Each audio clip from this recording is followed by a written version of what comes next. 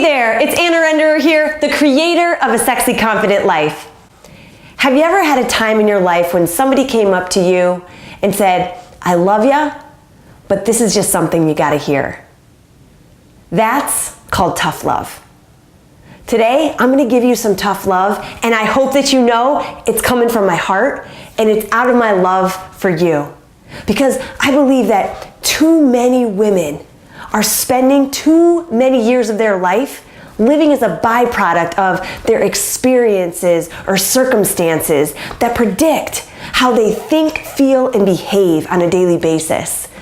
But then on the flip side, some women begin to live their life as a byproduct of her own intention and her own personal growth, which allows her to choose how to think, choose how to feel based on what she's learned and how she's growing. It's the difference between choosing how to live your life versus reacting or feeling powerless to what happens to you. I believe that we all have this choice. You can feel unhappy and pessimistic because maybe your parents neglected you. Or you can choose to feel happy and optimistic because you found resolve and you began to live for your future. You can suppress your true wants and desires because you're afraid of rejection. Maybe that's happened to you in your life. Or you can choose to feel authentic and comfortable with who you are because you've learned to overcome those fears of rejection, to live more boldly in your life. You can feel tired and you can abuse your health from bad habits that you picked up in high school or college. Or you can choose to have the energy and the health that you need because you've set goals as a woman that you need to fulfill, and that requires energy and focus from you. You can also keep wishing that things were different or wishing for things you don't have. Or you can choose to achieve the goals and the dreams that you have by creating the discipline and the belief in yourself to grow. I believe this is your choice, but this freedom of choice to create the life that you truly desire, it comes at a cost. The cost is investing in you. The cost is the time that we spend on improving who we are as a person.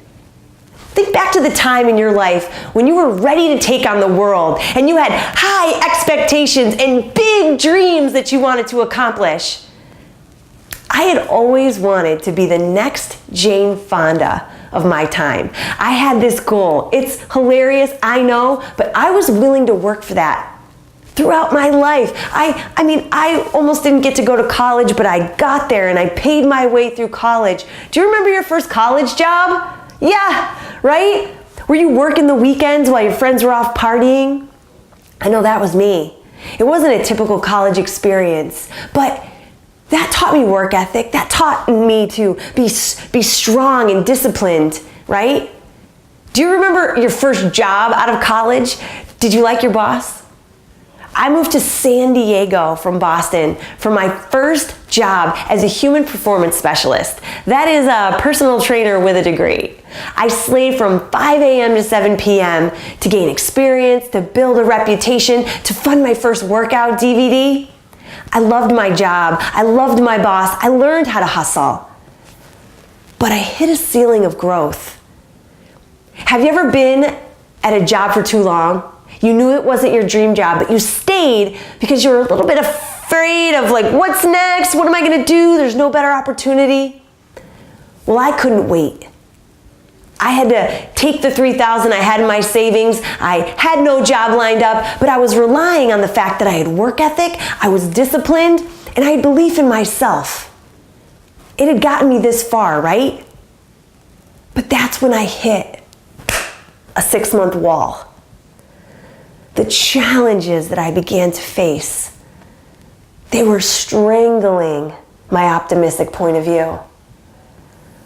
The frustrations and the failures, they were killing my identity and the belief that I had in myself. I wore a heavy coat of armor to protect my image and to protect my weaknesses.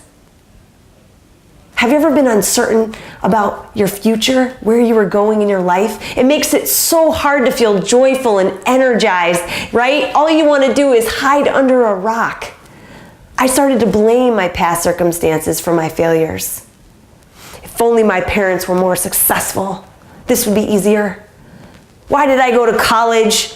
Now I've got all these student loans and it only costs $100 to get certified as a personal trainer. Maybe I'll just move home. Who cares if I fail? Everybody in LA is pretentious. Do you ever find yourself giving excuses or giving up on yourself based on whatever happened in your past or whatever circumstances have gotten you there? I was thinking fast. I had no idea how to get back on that speedboat towards my dream until, bam, again, I fell in love. But it was tough love. That kind of love that has all that energy and spark and excitement. But it was also the first time in my life that someone I admired held a mirror up to my face and said, look at yourself. Is this really who you are? It was like being in love with my coach. 1 minute I'm getting a kiss. The next minute he's calling bullshit on all my excuses. He was the complete opposite of an enabler. He was a challenger. He didn't accept excuses. He made me question my excuses and then reframe them as reasons why I chose not to get it done. He was confident and smart. He had the courage to make me face myself. And what I did, I realized that I had been successful up to this point because I was running on my natural gifts. Drive, work ethic, commitment, belief in my dreams and in myself. But I had not been developing new strengths. Or worse yet, I hadn't been challenging my weaknesses. I hadn't been investing any time in learning how to make Anna stronger, make Anna more confident and more joyful. When was the last time that you took a weekend to fill your mind with a book on living boldly? Or took a month to improve your energy habits? Or even took a few hours to build a dream board? Or when was the last time you met someone that held a mirror up to your face and said, look at yourself. Is this really who you are? It had been over 6 years since college that I had even picked up a book. I hadn't taken any time to work on myself. That's why most women hit a ceiling, or that's why we, stay stuck right where we are. We start making excuses based on the past or the current circumstances we're in. This is why most people never reach their dreams. We have to invest in ourselves. We got to face those weaknesses. We got to strengthen them. We got to develop new strengths, and we got to enhance the ones that come natural to us. I looked in the mirror and I chose to do this on myself. This is the process of strengthening your personal power. I believe that this is your choice, and it will determine the level of joy and love and enthusiasm and success that you have in your life, or you'll stay stuck. Because just like a muscle, it needs training to become stronger. Confidence needs training, energy needs training, joy, self-love, productivity, courage.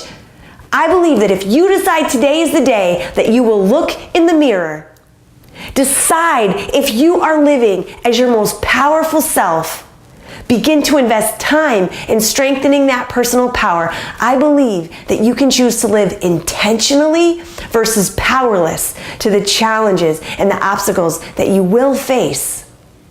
I believe the best of you already exists and is ready to show up in full freaking force. I believe in you.